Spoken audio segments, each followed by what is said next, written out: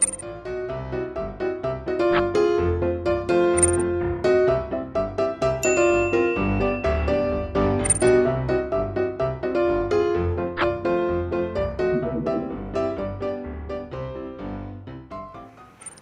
alumnos del 8º grado, bienvenidos a la clase de Lengua y Literatura Castellana.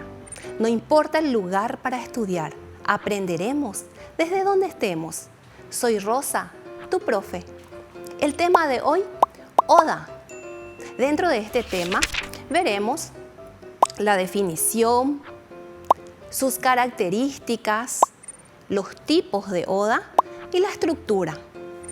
Los propósitos para esta clase son analizar las características de la Oda, clasificar los tipos de Oda según el tema e identificar la estructura de la Oda.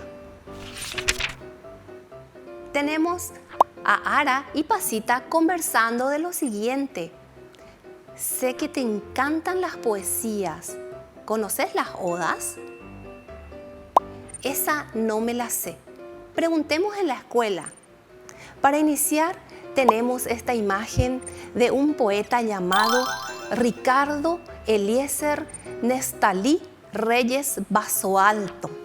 Él es chileno y a los 17 años tomó la decisión de cambiarse su nombre a el conocido Pablo Neruda, quien es representante de la Oda.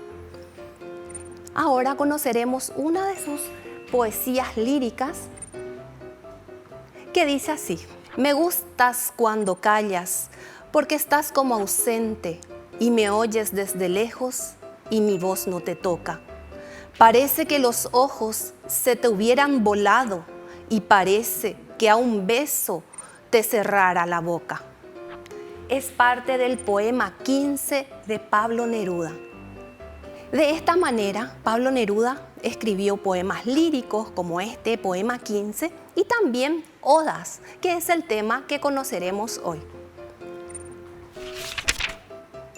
Veamos la definición.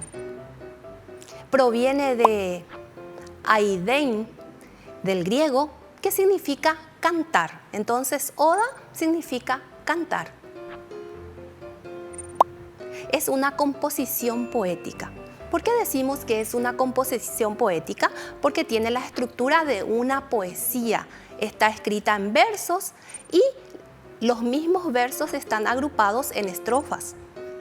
Entonces pertenece al género lírico. La oda es la clasificación del género lírico. Es un canto elevado. Es casi igual al himno. La diferencia es que en el himno se exaltan acontecimientos y en la oda lugares, objetos. La temática es variada, puede ser religiosa, heroica, amorosa o filosófica. Veamos ahora las características de una oda. Tenemos que las odas tienen un acompañamiento musical, tal como lo vemos en la imagen. Está acompañada de la lira, que es un instrumento de cuerda. Tiene un tono formal y ceremonial y tiene una temática variada, como ya dijimos. ¿Qué temática? Se le puede cantar a la naturaleza, al hombre, al ser amado, etc. Ahora veamos los tipos de oda. Tenemos una clasificación según los temas. Según los temas, las odas pueden ser sagradas, pueden ser filosóficas, también heroicas, anacreónticas. Ahora pasaremos a ver la clasificación detalladamente. La oda sagrada. Y tenemos un ejemplo que dice: Oda a la Sagrada Familia, escrita por José Luis Martínez. Jesús, en cuanto hombre, nació de mujer en familia humana y ya con ese nombre entra de buena gana en la historia de humana caravana. Es una oda sagrada porque tiene como temática algo referente a Jesús en este caso. El segundo tipo de oda es la oda filosófica, que encara temas filosóficos, como su nombre lo dice. Tenemos la oda 6 de William Wordsworth.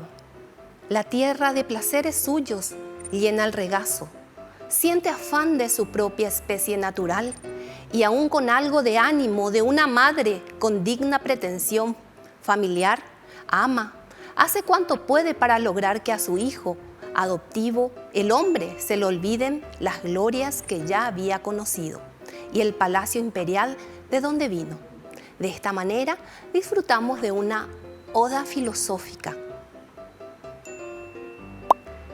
Tenemos también las odas heroicas. Oda heroica a las hermanas Mirabal, allí donde más lejos llegó la valentía y apuró el sacrificio, su retama postrera.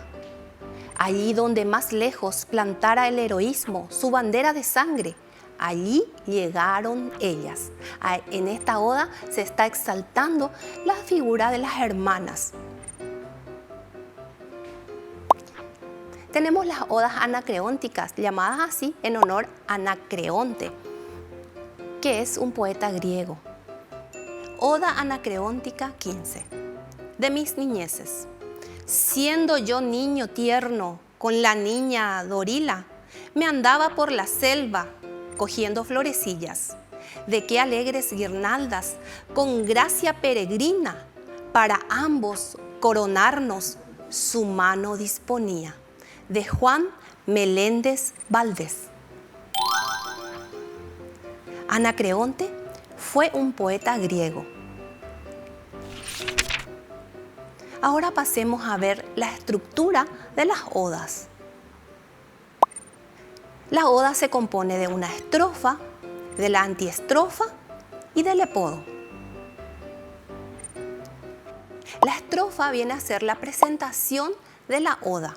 Es la presuposición optimista cantada por un coro en la antigua Grecia. Luego tenemos la antiestrofa, que significa girar en contra de la vuelta. Es una reversión, alude a la segunda parte de un canto épico y opuesta completamente a la estrofa. Posteriormente tenemos el epodo. El epodo cierra y conecta la estrofa y la antiestrofa.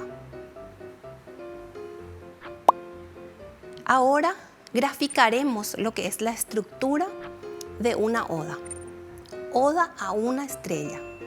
Tenemos el inicio llamado estrofa, luego la antiestrofa y al final tenemos el epodo. Es una oda de Pablo Neruda. Pasemos ahora a la evaluación. Respondemos las interrogantes después de haber visto lo que es una oda, sus características, su estructura. Veamos los ejercicios. ¿Cuál fue el origen de la oda? ¿Recuerdan cuál es el origen? Dijimos que se originó en Grecia. ¿Qué temas usualmente tiene como composición la oda? ¿Qué habíamos dicho de eso? Que tiene una temática variada, que puede ser temas filosóficos, heroicos o sagrados. ¿Qué tipo de oda es? Oda al día feliz. Oda al día feliz es un fragmento que dice así: esta vez dejadme ser feliz. Nada ha pasado a nadie, no estoy en parte alguna. Sucede solamente que soy feliz. Por los cuatro costados del corazón andando, durmiendo o escribiendo, ¿qué voy a hacerle? Soy feliz. Soy más innumerable que el pasto en las praderas. Siento la piel como un árbol rugoso y el agua abajo, los pájaros arriba, el mar como un anillo en mi cintura, hecha de pan y piedra la tierra. El aire canta como una guitarra. De Pablo Neruda. Es una oda filosófica porque sus temas se refieren a la existencia y al ser humano. En este caso, habla de la felicidad. Se darán cuenta que esta oda empieza con mayúscula. Esta vez, dejadme ser feliz. Pablo Neruda, nuestro poeta, se refiere a que hay que vivir el aquí, el presente, el ahora, sin pensar en lo que vendrá después ni en lo que pasó antes. Por eso escribe con mayúscula la primera palabra para enfatizar eso. ¿A qué parte de la estructura corresponde? Dice nuestra segunda parte de la evaluación. Tenemos amor. ¿Qué importa que el tiempo borre la identidad que nos separa, dándonos la victoria de un solo ser final bajo la tierra? Es el epodo. ¿Por qué? Porque ahí se hace la conclusión de la oda. Tenemos otro fragmento que dice: dentro de ti tu edad creciendo, dentro de mí mi edad andando. Es la estrofa, la primera parte de una poesía, de una oda. Para nosotros fue una rosa negra, y este surco en tu rostro o el mío son piedra o flor, recuerdo de un relámpago.